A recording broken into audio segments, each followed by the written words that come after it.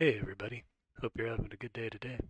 I wanted to talk about something with the Mac that happened recently. I updated to Tahoe 26.0.1, and I know that there's been some articles about the changes with the interface and how it's harder to read stuff behind buttons, and the top bar has the transparency going now and the icons all changed. So earlier, whenever I was looking at this, it was harder to spot the weather app down there.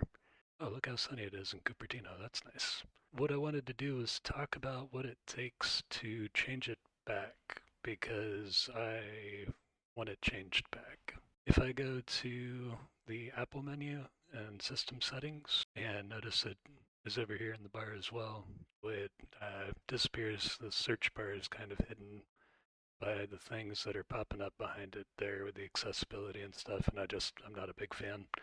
So I want to change it back. I'm going to go to accessibility and display, and there's an option here, reduce transparency. If I click reduce transparency, look at that. My top bar goes back to normal. My applications no longer show stuff behind it. My buttons stand out where they need to. It also helps the search bar stand out over here. I also wanted to point out the icons here, because I said that it was harder to see the icons. That might just be a familiarity thing. Over time, I might get used to it. But if I wanted to change it back, I think if I go to Appearance and I go Icon and Widget Style, I can go Automatic. Looks like it's thinking about it.